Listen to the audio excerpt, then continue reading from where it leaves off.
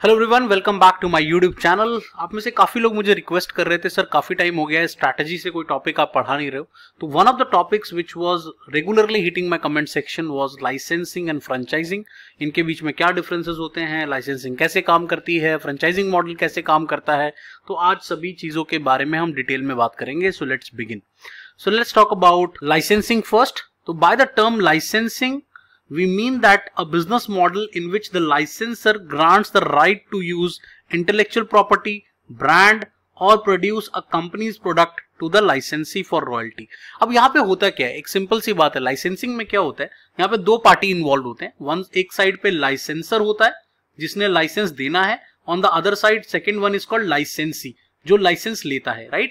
तो लाइसेंसर क्या करता है कि अपने इंटेलेक्चुअल प्रॉपर्टी राइट, जैसे उसका ब्रांड नेम हो गया, उसका लोगो हो गया, उसका कोई टैगलाइन हो गया, उसका कोई कलर कॉम्बिनेशन हो गया, कोई भी ऐसी चीज जो उसके इंटेलेक्चुअल प्रॉपर्टी राइट में आती है, उस चीज को वो एक नई कंपनी को, एक दूसरी कंपनी को जो लाइसेंसी होता है उसको दे देती है, और वो उसके बिहाफ पे, मतलब लाइसेंसर के बिहाफ पे उस पर्टिकुलर चीज को इस्तेमाल कर सकती है और उसके अगेंस्ट में रॉयल्टी पे कर देती है। ठीक है, मतलब फॉर एग्जाम्पल कि आपको याद होगा, मैं एक बहुत सिंपल सा एग्जांपल आपको देता हूँ। अगर बचपन में आपने वीडियो गेम्स खेली होंगी तो आपको याद होगा, वीडियो गेम्स में हमेशा ना फोर्ड की गाड़ियों का जिक्र होता था, फोर्ड के नंबर्स लिखे होते थे, राइट। क्योंकि फोर्ड क्या करता था, हर वीडियो गेम कंपनी को फोर्ड का ब्रांड नेम लाइसेंस कर देता था कि आप हमारा ब्रांड नेम यूज कर सकते हो। और उससे एक बहुत बड़ा फायदा ये होता था कि बच्चे बच्चे को पता चल जाता था कि फोर्ड की गाड़ियां आती है, और इन्होंने बहुत पैसा बनाया लाइसेंसिंग की वजह से, राइट। अब जो लाइसेंसिंग कंपनी है, that makes a huge capital investment to commence its operation. और उसके बाद जिसने लाइसेंस लिया होता है, ऑब्वियसली उसको प्रोडक्शन भी करनी है on the behalf of licensor. तो इस वजह से वो अच्छा खासा इन्वेस्टमेंट करते हैं, कैपिटल डालते हैं और अपना रिस्क उठाते हैं for using all the things which you have taken from the licensor, right. तो इस तरीके से लाइसेंसिंग मॉडल काम करता है।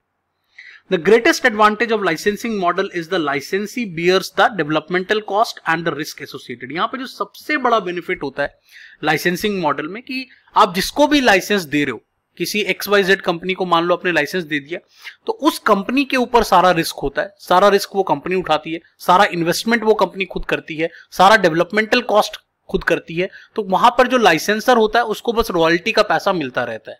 तो इस वजह से लाइसेंसर को यहाँ पर मनी वाइज कोई ज्यादा नुकसान नहीं होता, लेकिन इसके और भी नुकसान हो सकते हैं, उसके बारे में भी हम बात करेंगे। लेकिन एडवांटेज ये होता है कि लाइसेंसर को ये सब कुछ, कोई भी चीज में खर्च नहीं करना पड़ता, कोई डेवलपमेंट कॉस्ट नहीं करनी पड़ती, कोई रिस्क नहीं बेयर करना पड़ता, ये सब चीजें उसको नहीं करनी पड़ती, right. In the sphere of high technology, अगर हम हाई टेक्नोलॉजी से कोई एग्जांपल लेकर देखें इसका, तो बहुत सारी कंपनीज क्या करती है, अपना टेक्निकल नो हाउ भी शेयर करती है। जैसे एक कंपनी है रेनबैक्सी लैबोरेटरीज, जो फार्मा इंडस्ट्री में काम करती है, आपको पता है वो लगातार अपने पार्टनर्स को अपनी टेक्नोलॉजी को उनको देती है, जैसे रेस्पिरेटरी सिस्टम्स को कैसे डेवलप करना है, यूरोलॉजी को कैसे डेवलप करना है। तो वो कई सारी कंपनीज को अपना लाइसेंस देती है कि आप हमारे बिहाफ पर ये सब कुछ करो। लेकिन इसमें एक बड़ा रिस्क ये होता है कि ऑब्वियसली आप अपना एक टेक्नोलॉजिकल नो हाउ शेयर कर रहे हो किसी भी नई कंपनी के साथ, तो वहां पर एक उसकी कॉपी होने के या उसकी चोरी होने के चांसेस बहुत ज्यादा रहते हैं। तो ये एक चीज होती है जो प्रॉब्लम होती है। बस कई बार क्या होता है कि लाइसेंसिंग करते समय हम, अगर लाइसेंसी जो है वो क्रेडिबल नहीं है, अगर वो ऑथेंटिक नहीं है, तो वो आपके ब्रांड नेम को खराब भी कर देता है मार्केट में। तो ये सब रिस्क आपको बियर करना पड़ता है। प्लस कहां पर उसका यूज होना है, कहां पर यूज नहीं होना है, वो भी एक बहुत इंपॉर्टेंट पॉइंट होता है, राइट।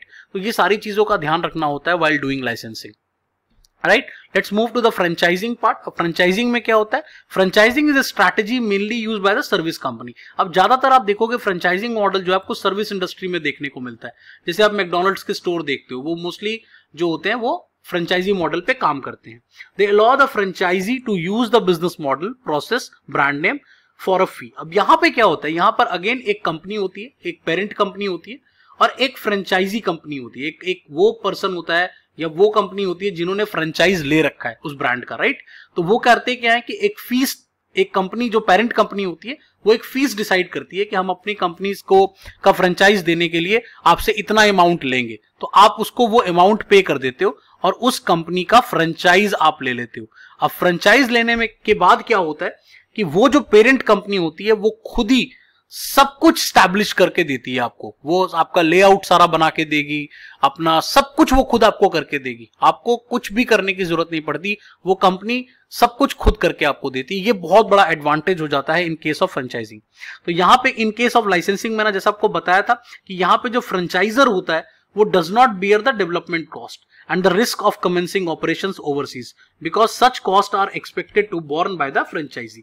अब यहां पर एक इंपॉर्टेंट पॉइंट मैं समझाता हूं।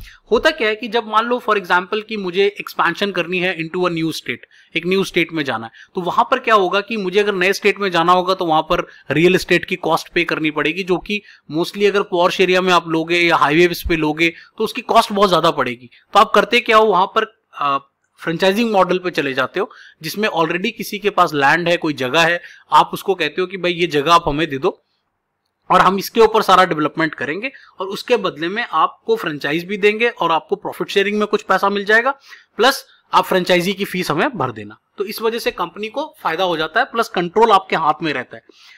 जो भी कंपनी फ्रेंचाइज, जैसे मैकडॉनल्ड्स के रेस्टोरेंट का मैं एग्जांपल आपको दे भी रहा था, चाहे आप केएफसी के मॉडल को देख लो, मोस्टली ये सारे मॉडल्स इसी तरह से काम करते हैं, जिसमें मैकडॉनल्ड करता क्या है कि वो किसी भी न्यू स्टेट में मान लो जा रहा है तो वहां पर फ्रेंचाइजर्स को कहेगा कि आप एक फीस पे करो हमारे फ्रेंचाइजी को लेने के लिए, और जब उसके बाद वो जगह हमें दो, आपके पास जो रियल स्टेट की जगह है वो हमें जगह प्रोवाइड करो, उसके ऊपर हम पूरा कंस्ट्रक्शन खुद करेंगे और जब सारा कंस्ट्रक्शन हो जाएगा तो वो पूरी तरह से कंट्रोल्ड बाय कंपनी होता है। फ्रेंचाइजी जिसने ले रखी है उसका डायरेक्टली कंपनीज के ऑपरेशंस में कोई इन्वॉल्वमेंट नहीं होता, ठीक है। Although there is a big disadvantage of this arrangement, but इसका भी कुछ एडवांटेज है। पहला, lack of quality control. Lack of quality control मैं बताता हूं क्यों होता है। क्योंकि मान लो कंपनी ने बना के भी दे दिया, उन्होंने सारा मॉडल बना दिया, सारा सब कुछ स्टैब्लिश कर दिया, सारे प्रोसेसेस स्टैंडर्डाइज्ड है, उसके बावजूद भी उसको कंट्रोल तो लोकल फ्रेंचाइजी करेगी। तो ऑब्वियसली वहां पे क्वालिटी कंट्रोल को कौन एश्योर करेगा, वो एक बड़ा चैलेंज हो जाता है कि आप कैसे कंट्रोल करोगे उस चीज को, ठीक है। दूसरी चीज जो यहाँ पर बहुत प्रॉब्लम आती है कि वो अगर आप क्वालिटी सर्विस नहीं प्रोवाइड करोगे तो ऑब्वियसली ब्रांड रियून हो जाता है, ब्रांड को बड़ा नुकसान होता है। एंड अगर ज्योग्राफिकल डिस्टेंसेस बहुत हाई हैं, मान लो एक स्टोर मेरा मुंबई में है जो मेरा मेन स्टोर है, और दूसरा स्टोर मैं मान लो नॉर्थ इंडिया में खोल रहा हूँ, let us suppose I am opening in Delhi right now, तो मुंबई से दिल्ली को कंट्रोल करने में आपको दिक्कत आएगी, आपको प्रॉब्लम आएगी। तो ये प्रॉब्लम्स होती हैं इन फ्रेंचाइजिंग मॉडल। बट यहाँ पर एक अच्छी बात क्या होती है कि आप चीजों को कंट्रोल कर सकते हो, यहाँ पे आपके प्रोसेसेस को आप स्टैंडर्डाइज कर सकते हो, प्लस एक सबसे अच्छी बात क्या होती है कि यहाँ पर आपको फ्रेंचाइजी जिसने ली होती है वो ऑलरेडी आपको एक फीस पे कर चुका है, तो वो भी एक फायदा होता है, प्लस आपकी जो कॉस्ट होती है वो काफी कम हो जाती है। रादर देन आप अगर अपना स्टोर खोलते तो आपको बहुत खर्च उठाना पड़ता, जो कि वो कम हो जाता है because of franchising model, right. तो अब इनके बीच में की डिफरेंसेस क्या है उसके बारे में बात कर लेते हैं। तो अब इसके एक एक करके मैं समझाता हूं। सबसे पहले मीनिंग का डिफरेंस तो मैं ऑलरेडी समझा चुका हूं कि लाइसेंसिंग एक ऐसी अरेंजमेंट है जिसमें कि लाइसेंसर होता है जो अपने इंटेलेक्चुअल प्रॉपर्टी राइट्स के जितनी भी चीजें होती हैं वो किसी लाइसेंसी को देता है और वो उसके बदले में रॉयल्टी ले लेता है for their intellectual property rights, right.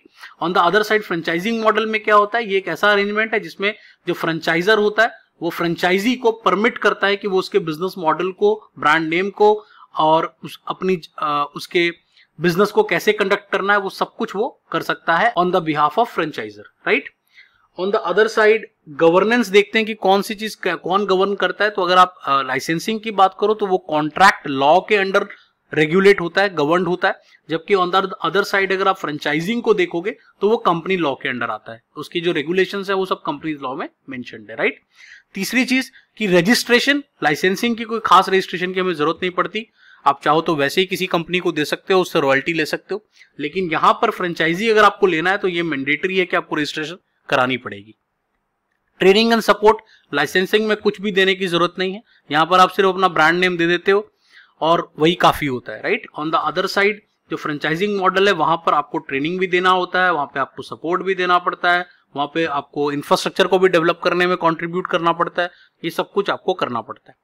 Degree of control की बात करें तो लाइसेंसिंग में ऑब्वियसली आपका कंट्रोल बहुत कम होगा क्योंकि आपने सिर्फ अपना लाइसेंस दे दिया और रॉयल्टी आप ले रहे हो उसके बदले में, राइट। अब वो कंपनी उसको कैसे इस्तेमाल कर रही है, किस तरीके से इस्तेमाल कर रही है, तो उस पर आपका कंट्रोल नहीं हो सकता। लेकिन फ्रेंचाइजिंग के केस में आप कंप्लीट कंट्रोल रख सकते हो, आप चाहो तो उसको बिजनेस और वहां के प्रोसेसेस को स्टैंडर्डाइज कर सकते हो। ये सारा कंट्रोल आपका यहाँ पर बना रहता है। Moving on to the processes, तो यहाँ पे सिर्फ वन टाइम प्रोसेस होता है, वन टाइम ट्रांसफर होता है और उसके बाद एक कॉन्ट्रैक्ट हो जाता है कि ओके नेक्स्ट 3 इयर्स तक आप हमारा यूज कर सकते हो। बट यहाँ पे क्या होता है, लगातार असिस्टेंस की जरूरत पड़ती है फ्रेंचाइजी को। जहां जहां पर भी दिक्कत आएगी वहां वहां पर आपको कंट्रीब्यूट करना पड़ेगा उसके सक्सेस में। फी स्ट्रक्चर की बात करें तो यहाँ पर एक नेगोशिएबल फी स्ट्रक्चर होता है, जिस हिसाब से आप यूज करोगे हमारे आईपीआर का उस हिसाब से आप पे करोगे। यहाँ पे क्या एक स्टैंडर्ड पेमेंट होती है कि भाई इतना आपको पे करना पड़ेगा टू टेक द फ्रेंचाइज। तो उस तरीके से आप फ्रेंचाइजी मॉडल पे काम कर सकते हो। तो आई होप कि आपको लाइसेंसिंग और फ्रेंचाइजिंग का बीच में क्या डिफरेंस होता है और उसमें किस तरह से वो दोनों चीजें काम करती हैं ये आपको क्लियर हो गया होगा। Thanks for watching. अगर आप मेरे चैनल को पसंद करते हैं तो do like, share and subscribe to my channel. अगर आप मेरा कोई भी पीडीएफ डाउनलोड करना चाहते हैं तो मैं फ्रीली अपने टेलीग्राम चैनल पे डालता हूं, तो आप वहां के टेलीग्राम चैनल पे जाके, जो कि स्किलिक्स के नाम से चलता है, SKILLICS इसके नाम से चलता है, इसमें जाकर आप इसको डाउनलोड कर सकते हो कंप्लीटली फ्री। ठीक है, सो थैंक्स फॉर वॉचिंग। अगले सेशन में फिर मुलाकात होगी।